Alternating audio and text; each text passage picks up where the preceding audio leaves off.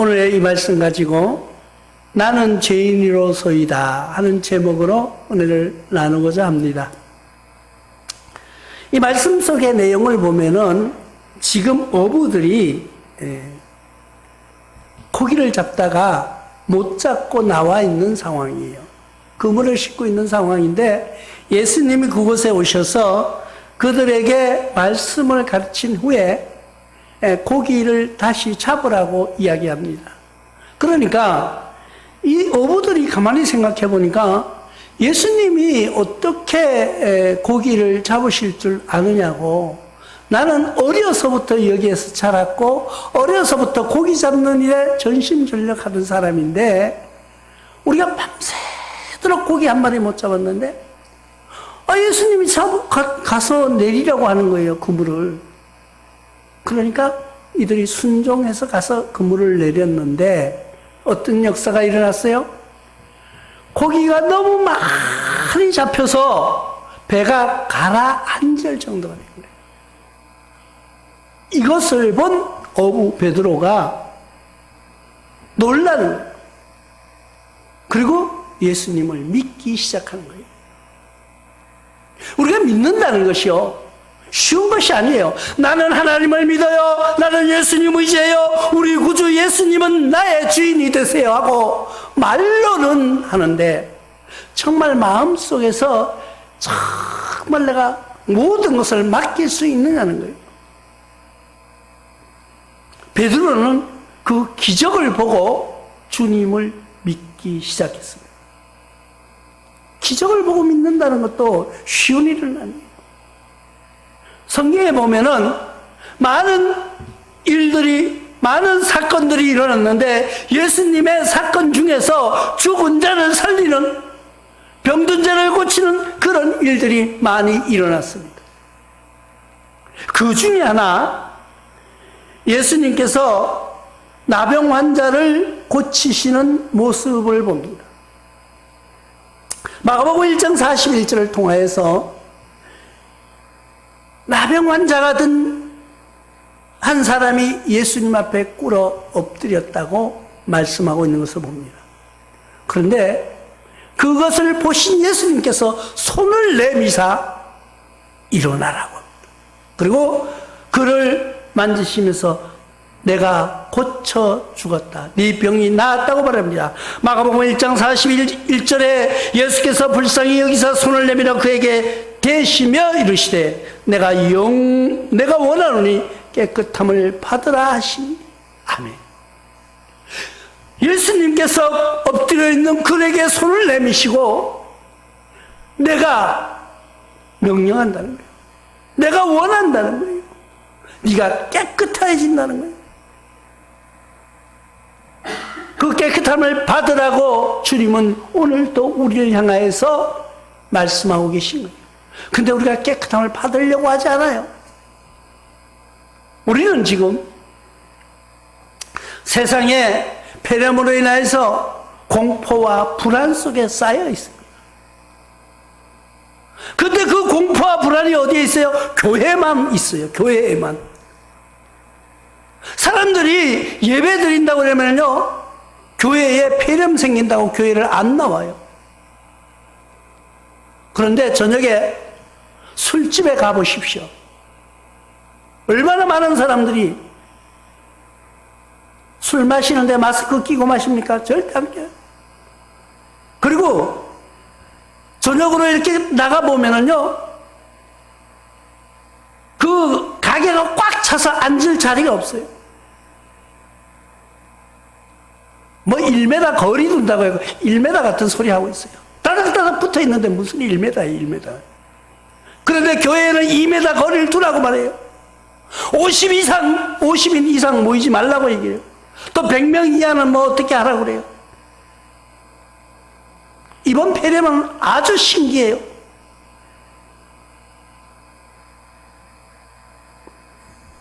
그런데 모든 것은 시간이 지나면은 다 해결될 줄로 믿습니다.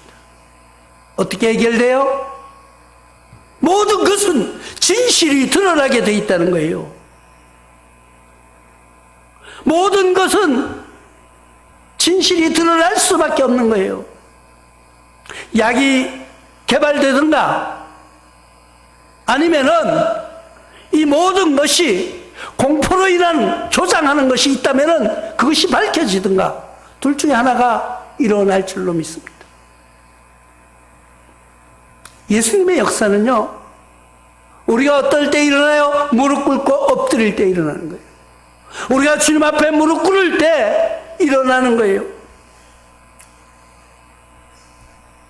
이 나병 환자는요, 주님 앞에 엎드려서 자기 낫기를 간구하는 거예요. 내가 고침받기를 간구하는 거예요. 그것을 보신 예수님께서 손을 내미시사, 누가 내밀어? 예수님이 손을 먼저 내미시는 거예요. 그리고 잡아주시는 거예요. 네가 병 나음을 믿으라는 거예요. 깨끗해진다는 거예요. 그런데 그것을 정말 깨끗해졌다고 믿는 사람은 낫는 거고요. 아이고, 또 예수님이 위해서 말씀만 하실까? 뭘 약을 좀 발라주시고 뭐 침을 한 대 놓던가 이렇게 해주시면 좋을 텐데 말씀만 하시더라고요. 그런데 그 나병 환자는 나은 것입니다.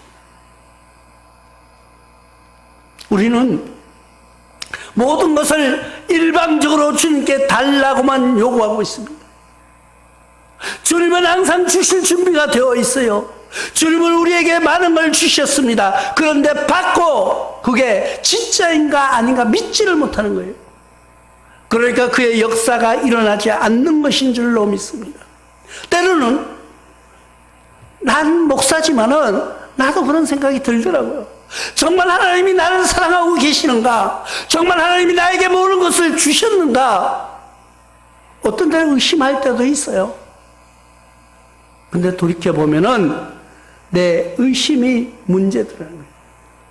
베드로도 지금 이 기적이 일어난 것을 보고 예수를 믿기 시작한 거예요. 우리가 기적을 보고 믿는 것도 우리는 고귀한 믿음이라고 말하고 있습니다. 그런데 만약에 나와 여러분들이 그런 기적과 은사를 보지 않고 믿는다면 그것은 훌륭한 믿음인 것입니다. 아주 귀한 정금 같은 믿음인 것입니다.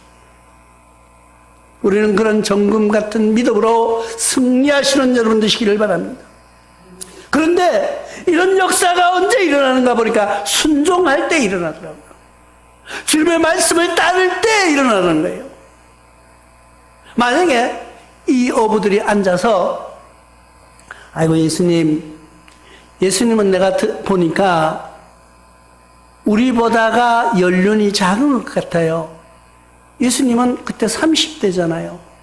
그러니까 우리가 살아온 사람들이 여기에 나이 많은 사람들도 있는데 우리의 경험에 의하면은 나의 스펙에 의하면은 이건 안 됩니다.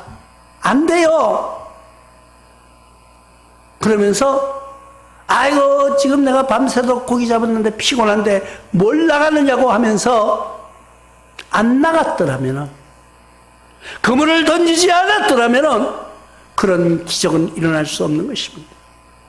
그런데 밤새도록 피곤한 이 사람들이 잠 못 자고 바다와 싸워서 고기 잡느라고 신경을 바짝 썼는데 얼마나 피곤하겠어요. 그런데 그냥 또 바로 나가라고 한 것도 아니에요. 예수님이 거기에 앉아놓고 이 사람들을 모아놓고 한참 설교를 하셨어요. 말씀을 가르쳤다고 말씀하고 있습니다. 가르친 후에 나가서 그물을 내리라고 말하는 것을 듣고 이들은 그대로 나가서 어떻게 순종해서 나간 거예요. 그래서 순종이라는 것이 귀한 거예요. 제가 이 주보를 지난주에 이제 A4 용지에 됐잖아요. 프린트가 안 돼가지고 이걸 어떻게 맞출 방법이 없어. 컴퓨터를 잘하면은 이거 뭐 탁 하면 되겠는데 아무리 이걸 해도 안 되고 저걸 해도 안 되고 안 되는 거예요. 그래 어제 저녁에 자다가 프린터 때문에 생각이 딱 났어요. 그래 그때 한 2시 정도 됐는데 나온 거예요. 나와가지고 다시 시작을 한 거예요. 그래, 프린터를 추가하고 뭐 다 하다 보니까 되는 거야. 이거를 남들이 생각하면은 컴퓨터를 잘하는 사람이 보면은 아이고, 그거 뭐 한 2, 3분이면 될 건데 2시간을 만들어가지고 겨우 주보를 찍은 거예요. 새벽 4시에 넘어서. 그런데 그 기쁨이 뭔지 알아요? 이야, 내가 했다! 내가 해냈다! 남이 보면 웃기는 얘기죠. 컴퓨터 잘하는 사람은 가소롭게 생각하죠. 그런데 하나 뭔가를 하려고 하다가 성취감이라는 건요. 됐다. 됐다. 내가 해냈다. 하는 그런 성취감이 있어요. 그런데 그 성취감은 언제 맛볼 수 있어요? 내가 했을 때, 도전했을 때. 내가 그 일을 하려고 하다가 그 일이 되면은 성취감을 느낄 수가 있어요. 그런데 내가 그냥 코 골고 잤더라면, 아침까지 잤더라면은, 뭐 주뭘 또 A4 용지로 만들면 되죠. 그런데 성취감이 없었을 거예요. 신앙도 마찬가지예요. 하나님 앞에 순종해보고, 하나님 명령하는 대로 따라보고, 안 될 때 하나님 앞에 따질 수 있는 거예요. 근데 우리는 해보지도 않아요. 해보지도 않아요. 나는 세상에서 가장 존경하는 사람이 있다고 누구냐고 물으신다면은 고 정주영 회장을 꼽습니다. 왜? 나는 그분의 인품을 몰라요. 그분의 어떤 걸 잘 몰라요. 그분에 대해서. 그런데 그분의 노력을, 그분의 모든 것을 나는 담고 싶을 때가 있어요. 어떨 때 그분이 직원들이 그 직원들은 다 좋은 대학 나온 사람이잖아요. 근데 우리가 알기로, 모두가 알기로는 정주영 회장은 그때 당시 국민학교 4학년인가 밖에 안 다니셨다고 했거든요. 확실한 건 모르겠지만. 그런데 그 수재들, 머리 좋고 공부 많이 한 그 직원들을 뽑아놓고, 그럼 직원들이 이 데이터를 가지고 와서 이야기합니다. 회장님, 이거는 이래서 안 되고요. 이거는 이렇게 해서 이것 때문에 안 되고요. 이러면서 이야기를 해갑니다. 그런데 정주영 회장님이 그랬다고 이야기합니다. 해보기는 했냐? 해보기는 했냐는 거예요. 나는 그 말이 지금도 항상 진짜 그분이 그렇게 말씀하셨는지 몰라 책으로 봤으니까, 그래, 뭐든지 안 되고, 이거는 못하는 거고, 못하는 사람은 계속 핑계대다가 일생이 끝나는 거예요. 해보기는 했냐는 거예요. 해보기는 했냐는 거예요. 우리 신앙생활도 마찬가지예요. 하나님의 말씀을 듣고 그 말씀 속에서 내가 이건 이렇구나 말로 깨닫는 것이 아니고 그 말씀에 순종해 보기는 했냐는 거예요. 남들이 은혜 받았다 그러면은, 남들이 뭐 어떻게 해서 하나님 기도했더니 어쩌고 하고 이야기하면은 그냥 그랬구나 하고 그냥 감동적으로 듣기는 하지만은 나는 그걸 행하려고 하지 않는다는 거예요. 우리 신앙은 순종할 때 역사도 일어나는 거예요. 순종할 때 모든 것이 얻을 수가 있는 거예요. 이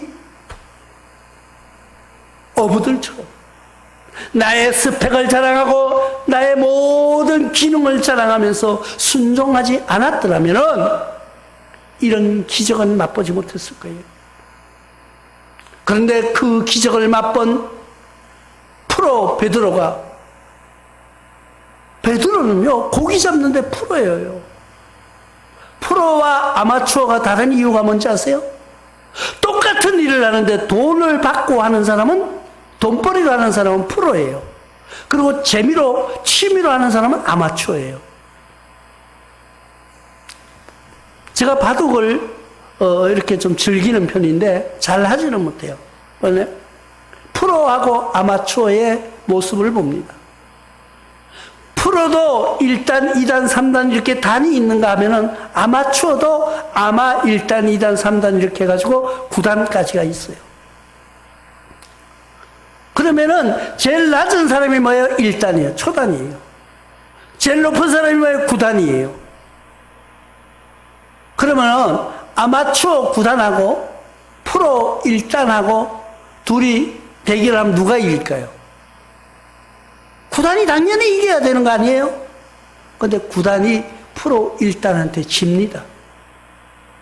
왜 그럴까요? 재미로 하는 거예요. 이 사람은 재미로 하는 거예요.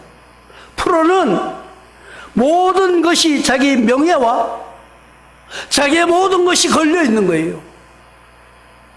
그게 프로예요. 우리 신앙도 프로의 정신이 있어야 되는 거예요. 베드로는 고기 잡는데 프로였어요. 예수님은 고기 잡는데 아마추어였어요. 그런데 그 아마추어의 말을 들었다니까요. 그리고 잡힌 것을 보고 놀라서 예수님의 제자가 되기로 결단하는 그런 역사가 일어난 것을 우리는 볼 수가 있습니다. 우리는 예수님의 기적, 예수님의 능력, 예수님의 은혜를 지금 예수님을 만날 수 없으니까, 직접 대면할 수 없으니까 그런 기적은 볼 수가 없습니다. 그런데 지금 우리가 예수님을 느낄 수가 있어요. 뭘로? 성령의 은혜로. 나와 여러분들은 성령의 은혜로 말미암아 예수님의 그 사랑, 그 은혜를 느끼면서 순종하는 삶으로 승리하는 여러분들 되시기를 주님의 이름으로 부탁을 드립니다. 순종할 때에 넘치는 은혜가 일어난 것을 우리는 볼 수가 있습니다. 우리는 마태복음 14장 20절을 통해서 볼 때 다 배불리 먹고 남은 조각이 12바구니에 차게 거두었으며, 이건 너무나도 잘 아는 말씀이죠. 광야에서 먹을 게 없는 거예요. 먹을 게 없어요. 근데 무리들은 많아요. 예수님이 축사하시고 빵과 고기를 나눠줬더니 남은 게 12광주리가 남았다는 거예요. 그것도 세상 사람의 계산으로 이 사람들이 몇 명인데 몇 인분의 밥이 필요하고 몇 인분의 빵이 필요하고 계산했더라면은 이런 역사는 일어나지 않았어요. 누가복음 6장 38절을 통하여서 주라 그리하면 너희에게 줄 것이니 곧 후일에 누르고 흔들어 넘치도록 하여 너희에게 안겨주리라. 너희가 헤아리는 그 헤아림으로 너희도 헤아림을 도로 받을 것이라고 말하고 있습니다. 우리가 세상 살다가 보면은 남에게 얻어먹을 때도 있지만 남에게 사줄 때도 있어요.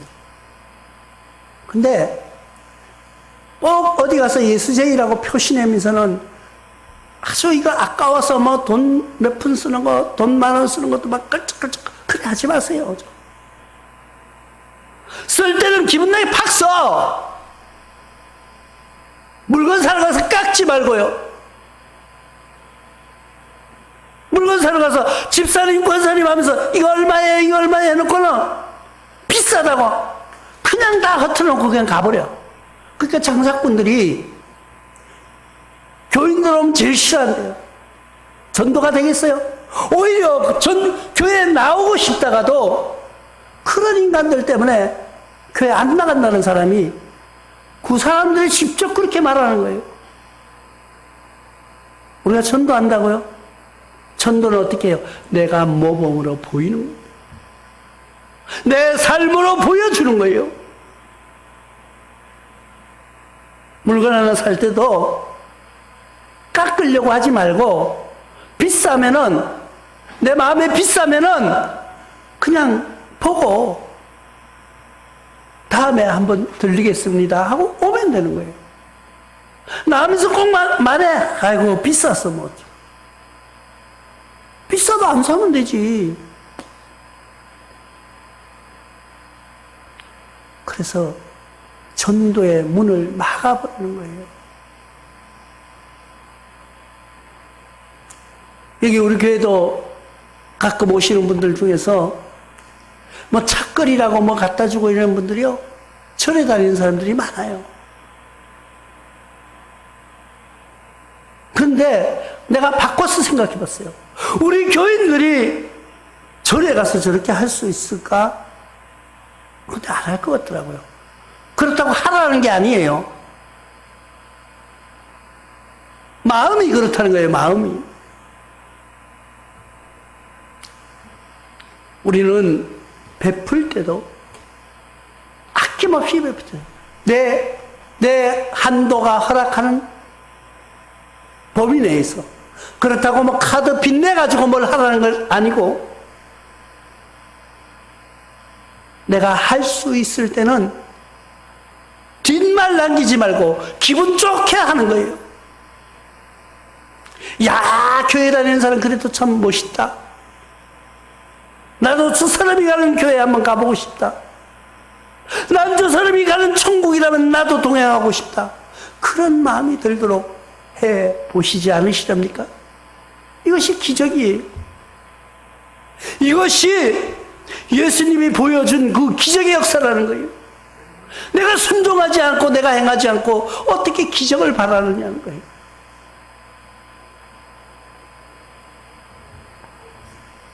그리고 우리는 주 앞에 엎드려야 돼요.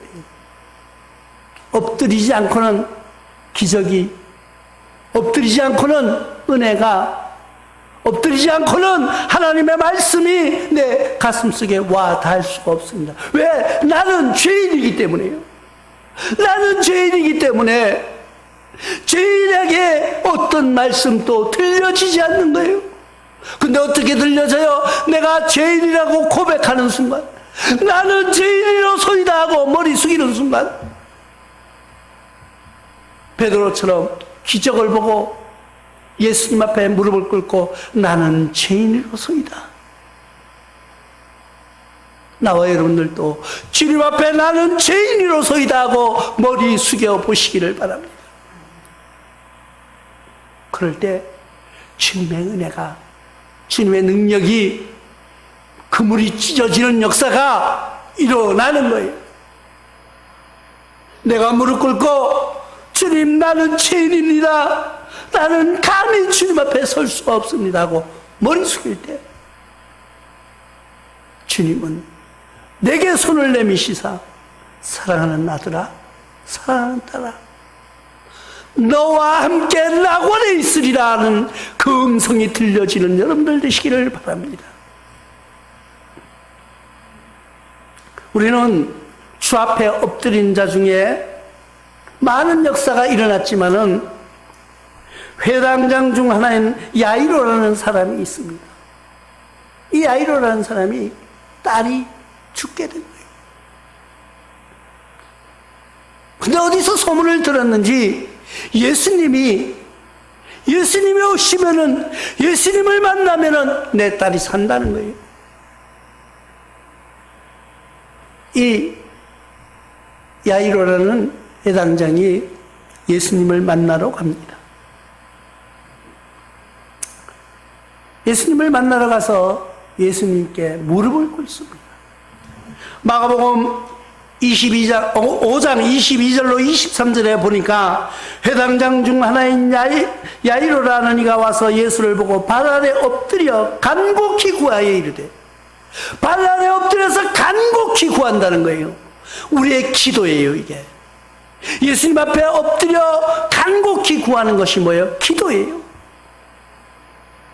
그 기도를 들으신 예수님, 내 어린 딸이 죽게 되었사오니, 이거는 뭐예요? 나의 사정을 이야기하는 거예요. 야이로가 주님 앞에 엎드려서 기도 내용이 뭐예요? 내 딸이 죽게 되었사오니, 죽게 되었다는 거예요. 내 사정을 이야기하는 거예요. 이게 기도예요. 내 딸이 죽게 되었다는 것을 설명하잖아요. 그리고 어떻게 해달라고요? 오셔서 그 위에 손을 얹으서 나를 구원받게 하여 살게 하옵소서. 그게 간구예요. 이 야이로의 이 행동 하나에서 우리의 기도가 정리되시기를 바랍니다. 첫 번째, 주님 앞에 무릎 꿇는 거예요. 그리고 나의 사정을 이야기하는 거예요. 그리고 해결책을 주님이 오시면 된다고 하는 거예요. 그게 주님이 오시라고. 주님이 내 가슴 속에, 내 마음 속에, 내 생활에 오시기를 간구한 거예요.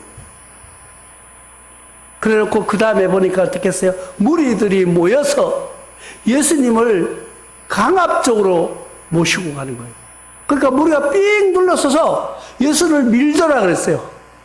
그러니까 야이로 집으로 막 강제로 막 예수님을 납치하다시피 해서 회당장이니까 자기 밑에 부하들, 자기 밑에 추종자들을 다 데리고 와서 예수님 하면서 회당장이 예수님 앞에 무릎을 꿇었다는 거는요, 대단한 거예요.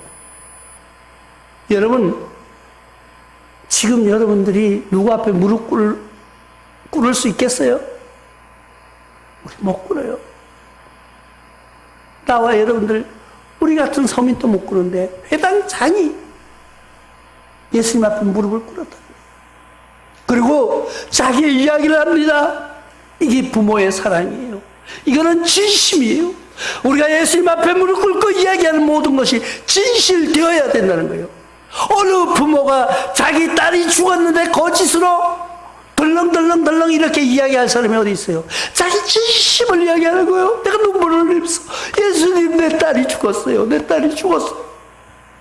그런데 예수님이 오셔서 손만 내밀면, 손만 잡아주시면, 예수님이 오셔서 말씀 한마디만 하시면 내 딸이 살겠는데 하면서 무릎을 꿇고 간구하는 거예요. 그래 놓고 한번 보십시오. 그 다음에 무리가 삥 둘러서 예수님을 밀고 가셨다는 거예요. 예수님 도망도 못 가시게. 우리는 내 마음속에 예수님을 도망가지 못하도록 잡는 그런 심정이 있어요. 이 야이로가 행동해 보면 좀 무례한 것도 있지만은 오직 예수님 아니면 안 된다는 그런 갈급한 심정이 있었다는 거예요. 여러분들의 딸이 죽는다고 생각해 보십시오. 예수님만 오시면 되는데 가서 말씀하고 되는데 예수님이 오케이 해놓고 다른 데 가실까봐 옆에서 삥 둘러서서 무리를 호위해서 예수님을 자기네 집으로 모시고 오니까 어떻게 야이로가 딸이 보니까 죽었다는 거예요. 자기 딸이 죽었다는 거예요. 근데 예수님이 어떻게 하셨어요? 아니라 잔다. 그리고 부모와 예수님을 따라온 제자들만 데리고 방에 들어가서 그 애 손을 잡고 일으키니 그가 일어났는데 그 앞에 가서 예수님이 그에게 손을 대고 달리다굽하고 외친 거예요. 달리다굽이 뭐냐? 내가 내게 말하노니 소녀야 일어나라, 이런 뜻이에요. 우리도 지금 신앙생활을 하면서 예수님의 음성 달리다굽하고 그 말씀이 우리 가슴 속에 와 닿는 여러분들 되시기를 바랍니다. 내가 신앙적으로 주저앉아 있습니까? 기도에 나태하고 주저앉아 있습니까? 말씀 보기를 멀리하고 주저앉아 있습니까? 아니면 사람 만나서 복음 전하는 일에 주저앉아 있습니까? 달리다고 일어나라고 하는 예수님의 그 음성을 이 시간 들려지는 여러분들 되시기를 주님의 이름으로 부탁을 드립니다. 그런데 그 애가 일어났는데 그때 몇 살이라고요? 성경에 나이도 나와 있어요. 그 애가 12살이라고 말합니다. 12살 먹은 애가 죽었다고 생각해 보십시오. 여러분 12살 먹은 딸이 죽었다고 생각해 보십시오. 그 아버지가 그냥 막 좀 속된 표현으로 막 완전히 미쳤을 거예요. 자기 딸이 죽었는데 부모가 돌아가셔가지고 자식이 이 정신이 이상됐다는 사람 없어요. 그런데 자식이 죽으면은요, 엄마 아빠 심정은요 죽을 때까지 그거 못 잊는 거예요. 죽을 때까지 가슴에 안고 가는 거예요. 그런 그 심정으로 예수님 앞에 매달렸던 이 야이로, 우리는 그런 심정이 되어보지 않으시렵니까? 우리가 모두 그런 심정으로 주님 앞에 나는 죄인이로소이다 하고 무릎 꿇는 베드로의 모습으로, 야이로의 마음으로 예수님과 만나는 시간 되시기를 바랍니다. 우리의 모습은 베드로처럼, 우리의 가슴 속에 있는 마음은 야이로처럼 주님 앞에 엎드려서, 주님 발 앞에 엎드려서, 주님, 나 지금 힘들어요. 나 지금 어려워요. 지금 이 나라 이 민족이 불안과 공포 속에 있어요. 우리 어떻게 하면 좋아요? 해결책은 주님밖에 없습니다 하고 무릎 꿇을 수 있을 때, 나는 죄인이로소이다, 나는 죄인이로소이다 하는 그 음성이 주님 앞에 들려지시고, 주님께서 우리를 향하여서 달리 다급하는 그 음성이 나와 여러분들에게 이 시간 들려지시기를 주님의 이름으로 축원합니다. 고마우신